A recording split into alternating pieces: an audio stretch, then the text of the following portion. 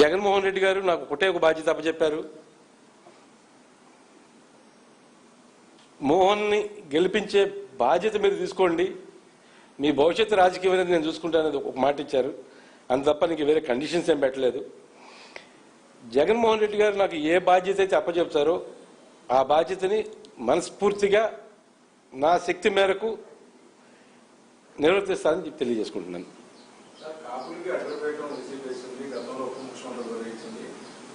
శాసనమండలిలో ప్రతిపక్ష నేతగా వస్తా ఉన్నారు.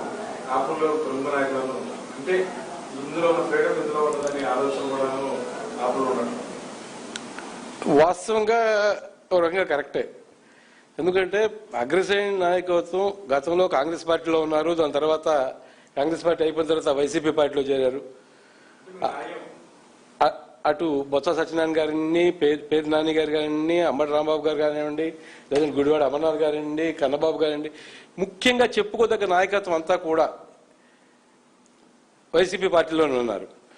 అలాగే ఎక్కడ ఏ పార్టీలకు సంబంధం లేకుండా కాపులకు ఎక్కడైనా అన్యాయం జరుగుతుందంటే ఈ ఉన్న నాయకులు మేమున్నామని చెప్పి ఎప్పుడూ కూడా కాపు సమాజానికి అండదండలు అందిస్తూ ఉన్నారు.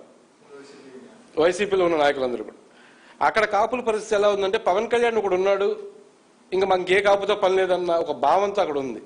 నిజంగా చెప్పాలంటే కూటమి ప్రభుత్వంలో కాపులు పడుతున్న ఇబ్బందులు అన్ని కావు. కాకపోతే ఎవరు చెప్పుకోలేక ఏం మాట్లాడలేక అలా సైలెంట్గా ఉండిపోతున్నారు. కానీ రాబో కాలంలో అయితే మాత్రం అందరూ కూడా వైసీపీ పార్టీకి అట్రాక్ట్ అవుతారు, అందరూ కూడా వైసీపీతోనే జతకట్టి ముందుకు నడుస్తారని చెప్పి నాకున్న భావన.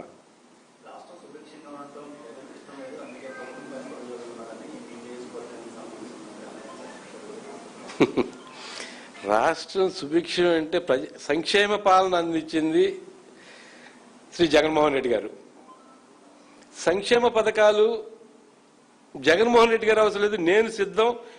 తెలుగుదేశంలో ఏ నాయకుడైనా ఇప్పుడున్న సంక్షేమాలు ఏంటి, ఆ రోజున జగన్మోహన్ రెడ్డి గారు అందించిన సంక్షేమాలు ఏంటి, పేద ప్రజలకి చర్చకు సిద్ధమైతే రమ్మనండి. ఈరోజు ఏదో తెచ్చేసి డబ్బులు తెస్తున్నారు, ఎక్కడ పెడుతున్నారు ఎవరికి అర్థం కావట్లా.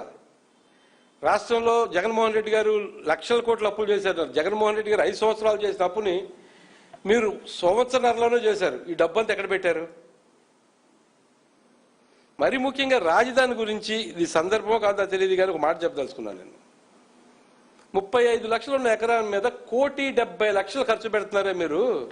అది ఎవరి సొమ్ము? దేనికోసం ఖర్చు పెడుతున్నారు? మీరు